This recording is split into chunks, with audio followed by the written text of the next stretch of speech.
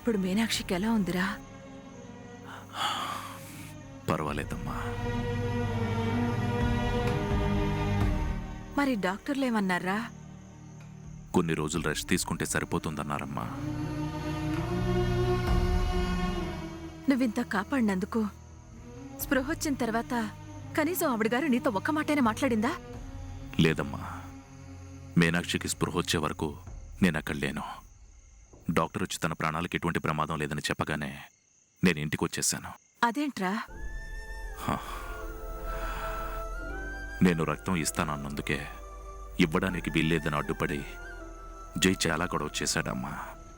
మళ్ళీ నేను వెళ్ళి మీనాక్షిని పలకరిస్తే నా నీడ కూడా పడని జై ఇంకెంత గొడవ చేస్తాడోనని వెనక్కొచ్చేశానమ్మా. ఏంటోరా, రాను రాను వాడు నీ మీద చూపించే ప్రవర్తన శృతి మించిపోతుంది. కనీసం తల్లిని కాపాడవన్న కృతజ్ఞత కూడా లేకుండా నిన్ను మాటలు అనడమేంట్రా? వాడి గురించి తెలిసిందే కదమ్మా, వదిలే. అది కాదురా, వాడు నీ మీద ఒక సాటి మనిషిగా మీనాక్షి ప్రాణాలు కాపాడానమ్మా. తను బాగుంది, ఇక వేరే విషయాలు ఆలోచించడం అనవసరం. సర్లేరా.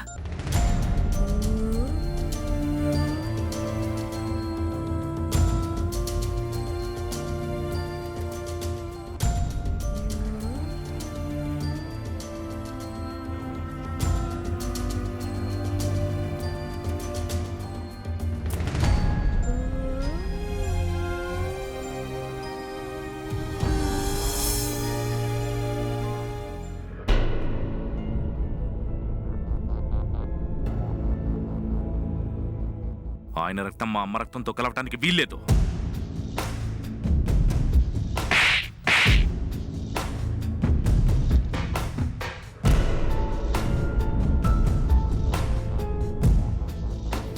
నాన్నా,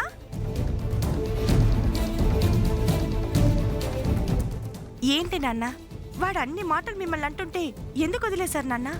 ఇప్పుడు ఏమైందమ్మా? ఏమైందని అంత సింపుల్ గా అంటారేంటి నాన్న? పోన్లే అని ఆవిడ గారిని తీసుకెళ్లి హాస్పిటల్లో జాయిన్ చేస్తే జై థ్యాంక్స్ చెప్పాల్సింది పోయి మీకే ఎదురు తిరగటం ఏంటి నాన్న? అసలు వాడేమనుకుంటున్నాడు? నేను చేసిన దానికి కృతజ్ఞత కంటే వాడికి నా మీద కోపమే ఎక్కువగా ఉంది.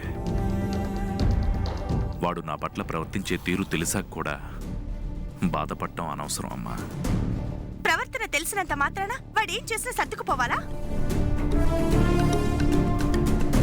ఓర్పు అనేది ఇంటి బాధ్యతలు చూసుకునే స్త్రీ లాంటిదమ్మా. ఆమె రోజు పడే కష్టాన్ని అంతగా గుర్తించరు. తను దూరం అయ్యాక విలువేంటో తెలుస్తుంది. ఆవేశం నిప్పు లాంటిదే. ఒక్క అగ్గిపుల్ల వెలిగిస్తే చాలు బగ్గున మండి బూడిద చేస్తుంది. వాడు ఆవేశపడినా. నువ్వు ఇంకేమన్నా చెప్పాలా? ఇంకేమన్నా అబద్ధం చెప్పాలనుకుంటే చెప్పేయి. నేను చూడాలనుకుంటున్నాను నన్ను మోసం చేయడానికి నువ్వు ఎంత నీచానికి దిగజారగలవు అని. ఎందుకు ఆలియా, ఎందుకు నువ్వు ఇలా చేసావు? నీకు తెలుసు కదా నానమ్మ తర్వాత నీ ఒక్కదానిని కదా నేను పూర్తిగా నమ్మేది. ఏమన్నావు నువ్వు? ఈ మధ్య అన్నిటినీ మర్చిపోతున్నావా? అది చాలు. వాటిలో ఉన్న శక్తి విషయాన్ని గ్రహించి మనకు వివరిస్తాయి.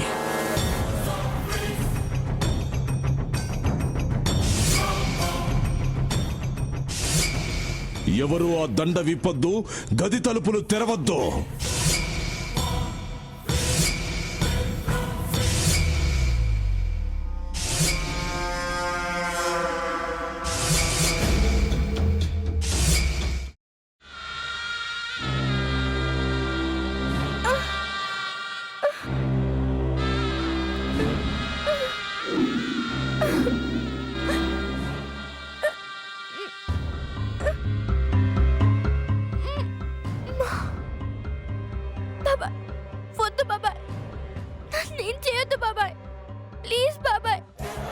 నిజం తెలిసినప్పుడే నా ఆలోచనలో నువ్వు చచ్చిపోయావు.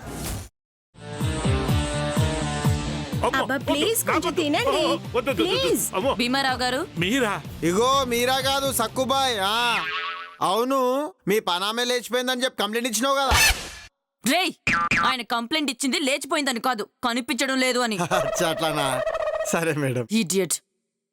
ఆ వంట మనిషి పేరేంటన్నారు? రత్తాలు మేడం. ఏం పెద్ద మంచి, నీ వంట మంచిని కూడా మేడం అని పిలుస్తావా? రేయ్ హాఫ్ బ్రెయిన్,